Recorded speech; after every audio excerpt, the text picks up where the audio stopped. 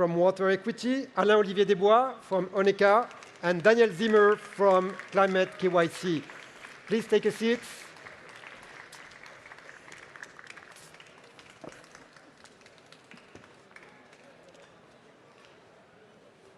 So thank you very much for being here, the three of you. So we start with you, Monica. Could you present in a few words WaterEquity? Yes, sure. So WaterEquity, we are the first asset manager created with an exclusive focus on SDG 6, so universal access to water and sanitation. We spun out of water.org, NGO that has worked the last 30 years to enhance and expand the access of the most vulnerable communities to this service. And traditionally, since 6 years ago that we were created to leverage the power of capital markets and to scale private sector investments into this very underfunded sector, we have raised 436 million in capital, and through financial institutions, we have disbursed it in 16 countries across Asia, Latin America, and Africa, reaching more than 5 million people, most of them living in very vulnerable conditions. And we have also impacted through that, a majority of the people impacted through that are women, above 93%.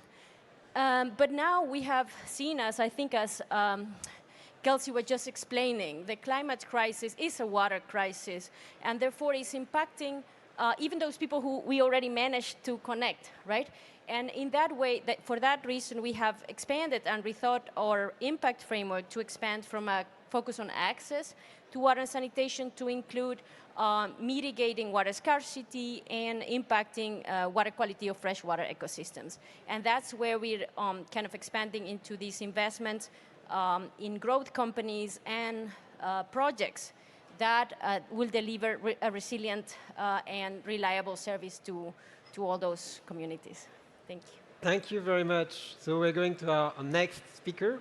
Alain-Olivier, could you describe what is Oneka Waters? Certainly. So Oneka Technology is a Canadian impact-driven based company that offers an all-in-one solution for sustainable wave-powered desalination solution. So we're basically addressing the water scarcity issue. Our technology consists of buoys that are set in arrays of buoys that are standing near shore, taking the wave action to pressurize the water into reverse osmosis membrane. And then the desalinated water is pumped back to the shore. So we bring a lot of different advantages. So it's zero emissions, it's zero energy use, zero land use as well. And also we can also benefits, it's low maintenance, it's very scalable, and it's something that is also has the benefits to regenerate the oceans through different elements of artificial reefs and marine protected areas. So we have a couple of devices that covers the range of water demand. We have our smallest unit called Ice Cube, which produces 1,000 liters per day, and it's suited for disaster relief applications. And we have our two biggest units, Iceberg and Glacier, which are basically producing 50,000 liters and 500,000 liters per day, addressing the water scarcity for bigger companies like mining companies or coastal communities. So we bring this solution to clients that are coastal communities, mining companies, and also resorts like the Group Accor, which are basically, as you just heard, are also experiencing water scarcity. So we're based in Canada, but we're blessed with water in Canada. We're addressing water scarcity around the world, currently in Chile, in California, and also in the Caribbean. But we've been called by all the world, to bring our solutions. So this is where we are today at the commercialization stage of our technology. Thank you very much, Alain-Olivier. And Daniel, your turn now to present Climate KYC. Thank you, and good morning, everyone. So Climate KIC, generally we say Climate KIC, but it's true that it should be KIC because a KIC is a knowledge and innovation community. and we are in charge of mobilizing a large partnership of actors across Europe and globally more and more, dealing with climate change and trying to innovate in order to find solutions to climate change. So we are basically working on 3 different things. We support a lot of startups. We have been supported in a bit more than 10 years, 2,000 startups in Europe and globally more and more again that work on addressing climate change. We are training innovators, and we are developing a number of programs that aim to address climate change in the most systemic and holistic way. Just to give you one example, we are working with the government of Ireland to transform completely the agri-food sector of Ireland. So you see, I'm not working only on water, I'm working on all types of land use issues, but I'm also here today because I've been for 10 years leading the World Water Council, so I have gained also quite a global experience on water issues. Thank you, Daniel. Monica, I'm going to start the first question for you. What type of solutions to water scarcity do WaterEquity invest in? Thank you. That's a great question, and I think before I start mentioning some of them, it's important to say that we have to always look at these solutions in their context. So, and to see their impact, we need to see the local hydrological conditions, but also the local needs and capacities of public and private sector.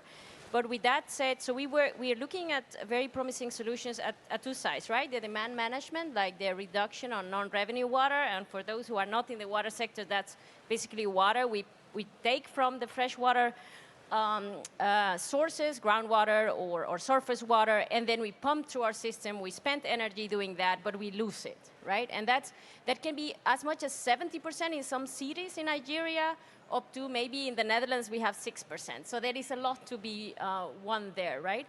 And that's a very good way to also improve the finances of those utilities, because they're losing energy, right? Spending on energy and also water for basically non-productive use. The other option that we see along non-revenue water and smart water companies that help utilities do that are also smart water companies that are providing solutions to users like buildings. We used to have, even in the Netherlands recently, we would have like one connection and everybody in that building pays the same. But that was making, for example, in countries like India, that people are basically paying the same but using an enormous amount of water, and then therefore at the end they lose the service, right? So you have very innovative companies coming there also and saying you will have an alarm basically for if your toilet is flushing more than regular and so forth, and making that everybody pays for the use. So that's changing behavior also, right? And the consumption.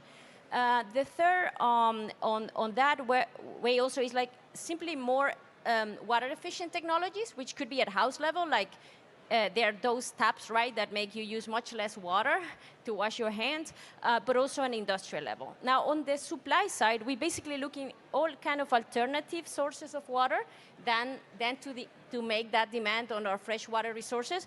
And so there, the first one is wastewater reuse, right? There is a lot of excitement because that's the application of the circular economy in the water sector. They make us also look at new business models, because you're not just reusing water, you're also able to produce energy and take the nutrients for the food sector. But that said, it requires a lot of changes in our value chains, right? The second part is rainwater. The second option also there is rainwater harvesting. Many countries are turning to that because it's quite it's also a solution buildings, industries are willing to pay for, because you basically won't spend that money in that water that you buy in those dry months.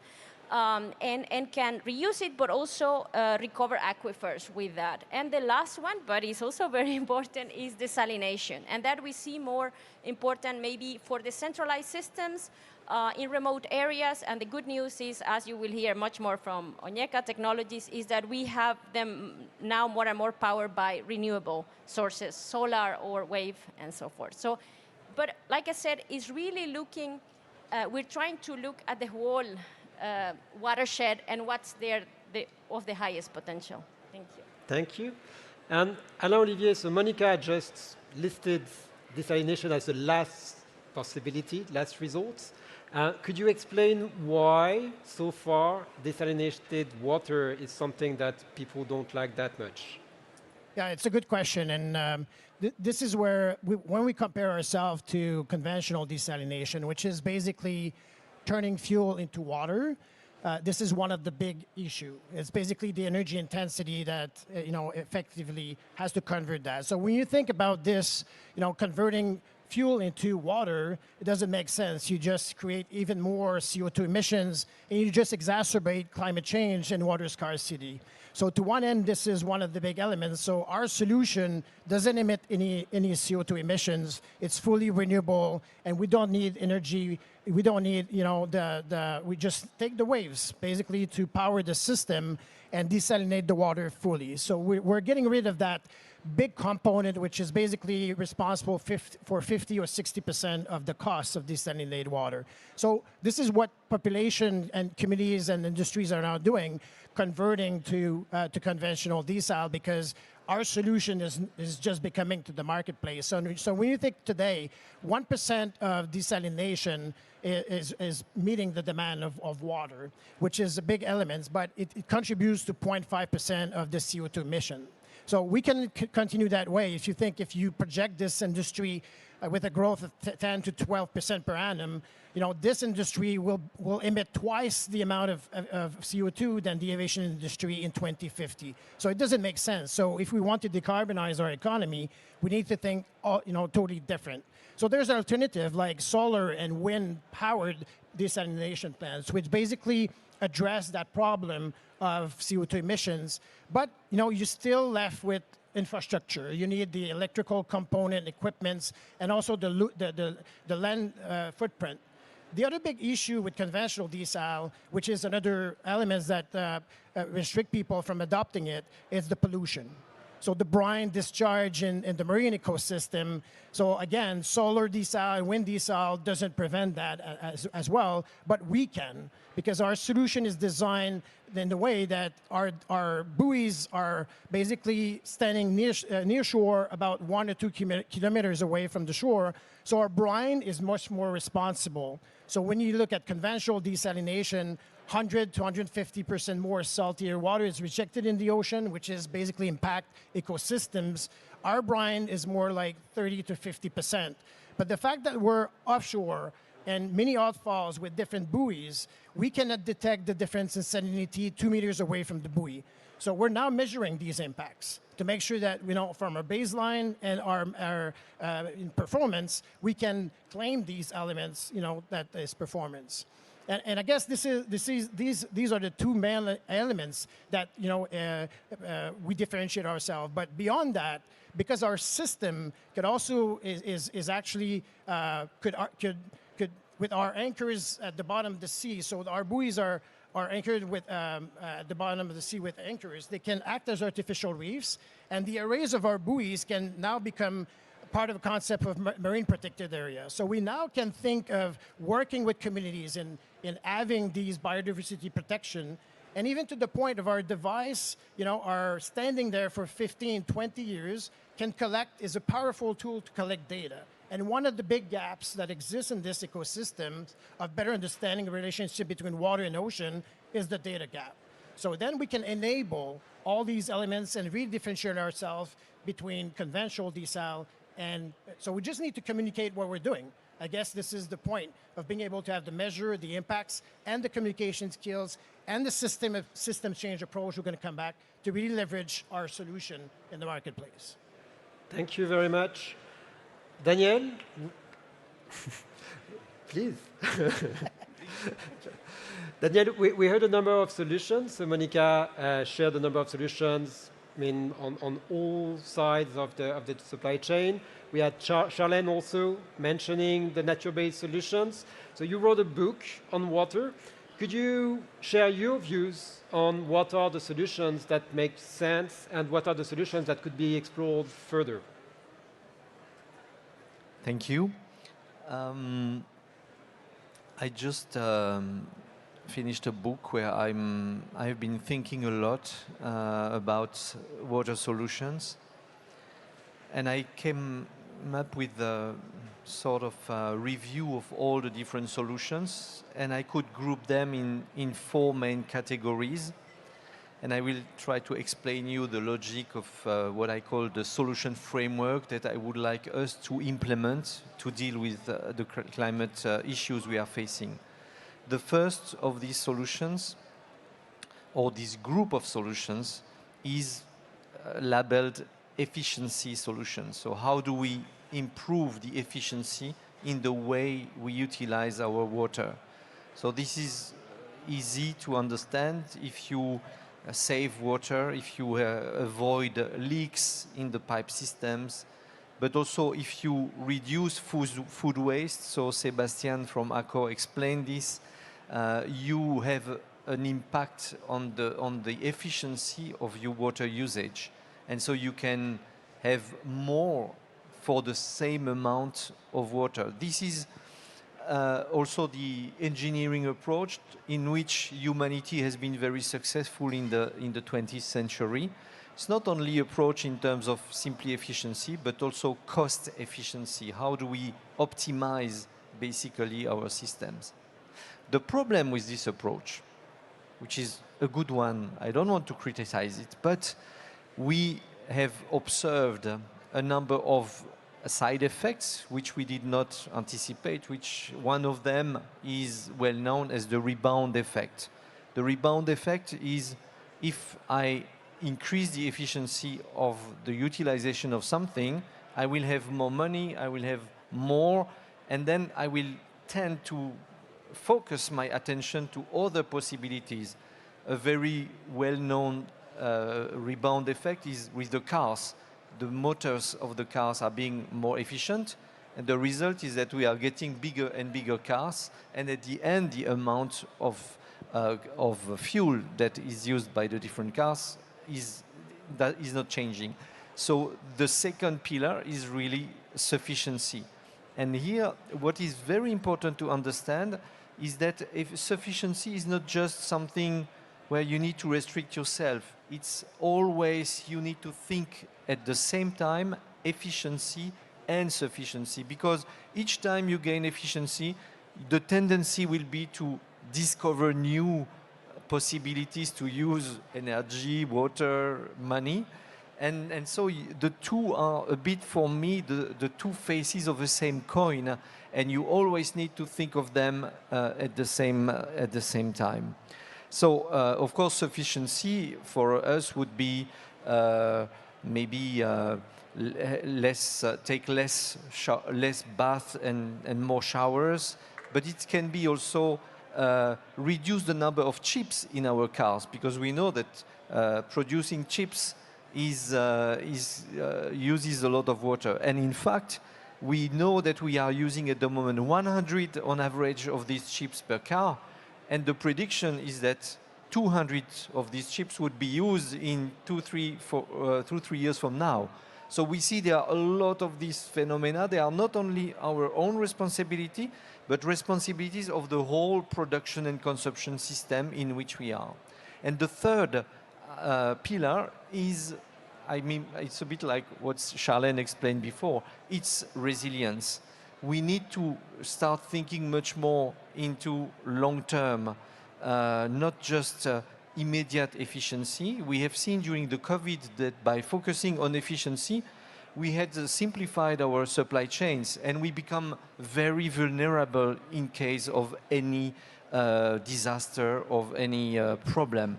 So we need to mix again efficiency and resilience, and find the right mix. In the water sector, it means creating a number of buffers, of reservoirs where you store water. It's not necessarily big ones. Even it should be better. It is better if you allocate these small reservoirs in the catchments in a distributed way. But it's also for the resilience, adapting the crops, for instance, that agriculture who use the largest quantities of water to the future climate. So these are three important. pillars, and we need to find an optimum. Each time we need to think of the three of these pillars. And then there is a fourth one, which is regenerative and nature. And this is a bit different, and we are just starting to learn how to use much more nature, but I will go a bit more later on this, because it is really where we are at the moment, gaining a lot of knowledge in learning how nature is functioning. I just would like to say that the key point here is infiltrate water everywhere in the landscape, and you will get much better in case of drought and in case of floods or inundations. Thank you, Daniel. So, very quickly, because we see the timer, Alain-Olivier, what are the main barriers to the adoption of Oneka's solutions? Yeah, I'll speak on three rapidly, and one of it is, I just mentioned it, is the bad perception of conventional desalination. So we're walking on the path of that industry. So we need to reshift the communications, rebuild the relationship with the communities, and really, making sure that we can communicate that and have these embracing these new way of doing things. The second one is the permitting. Obviously, similarly to the adoptions by the clients, regulators also needs to be convinced of solution like ours to bring like the metrics that redesign eventually the norms and the standards for that industry, but we need to come up with the numbers. So this is on our burden. And the third one is the capital. So there's always that. Our business model is to sell water. So we're currently raising our Series A. Thanks for SWEN Capital as being an investor. The round is still open for the ones interested, but we need to raise significant amount of capital for the project financing piece of the equation and being able to scale that. So how can we bring our impact metrics into impact bonds? And this is our journey, and this is what we want to do. But we think we can raise a significant amount of capital aligning interests and metrics, impact indicators. Thank you, Alain. And Monica, we're talking about limitations to adoption and the need for capital. What are your solutions to accelerate those solutions? Thank you. And on replying to that, but also I need to really quickly echo the resilience aspects that Daniel brought, is that to say that when we're looking at investments in climate resilient water infrastructure, we're not just climate proofing those assets, but really trying to see what kind of resilience benefits do they create for the urban water system. Targeting those vulnerable communities and on the watershed, right? Because that's ultimately where water comes from. So definitely along those lines. Now, what are we doing? Basically, I will say that we are doing, together with our sister organization, Water.org, and other strategic allies, we're working on the whole process, because I think regulation is key, right? That changes the business case and will increase the demand for some of those solutions. We already see that happening in the Ganges, for example, in India, where every time a tertiary wastewater treatment plant is built, those industries will not be able anymore to extract groundwater, right? So it was free groundwater, so why would they change unless there is regulation and enforcement? The other part is procurement, and I think there we really think procurement is not strategic, but it's the place where public spending can change the dynamics, and we think we're trying to work to see how utilities can become launching customers of some of those solutions, right? And also nurture the whole ecosystems of local entrepreneurs, because private sector participation in water is a tricky issue, but why if we have private sector locally that can do it, right? And the last bit is also the whole blended finance aspects, and there also it can be all the way from project preparation facilities to guarantees or, of course, concessional products. So what we're doing is we're identifying and leveraging the strengths of our sister NGO and other strategic partners to see what are those high-impact solutions and how do we cultivate them and strengthen them before we can invest, sometimes on the resilience aspects and sometimes on the financial, like piloting performance-based contracts for nature-based wastewater treatment, for example, right? So that's the way. Thank you. Thank you very much. And Daniel, I'm sure you would also have a lot to say on how to finance and accelerate those solutions. But my question for you will be, how can we choose solutions that are good for all stakeholders and for nature? I will try to be short on this, but of course a lot could be said. What I would like to stress here is that using water can mean many different things. A farmer is trying to evaporate a lot of water through his plants. An industrial is trying to cool some industrial, at least in the energy sector, try to cool down the water. So in fact, there are three main water users or uses. You either want to evaporate as much as possible, you pump and you pollute water, or you are nature and you need water for ecosystems. And so what is important is that we need to recognize that using the water doesn't mean the same thing to all stakeholders. Even stakeholders come from very different perspectives, and nature needs to be one of these stakeholders. So we see now that progressively this recognition is growing, particularly because nature is coming to the scene, if I may say, and there is a lot that could be done also by giving rights to nature for improving water management. I see time, so I... Yes. So thank you very much for taking care of the time.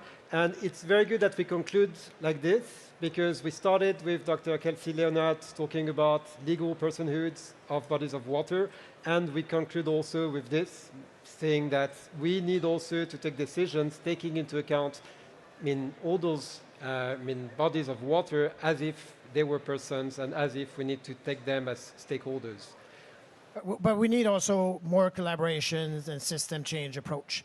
And this is where I'm calling you if you want to know more. We're launching this alliance of collaborations among tech companies and stakeholders and really engaging the discussion on that. So thanks for the opportunity to pitch today and present what we do. But calling for action, calling for collaboration is the way to go. Thank you very much to all of you. Thank you. Thank you. So, and this concludes our session on how to solve water scarcity through innovation and adaptation. I hope you learned a lot. I did. And I would like to thank again all our speakers and the three of them that are still here for bringing so much expertise on that topic. Thank you very much. Thank you.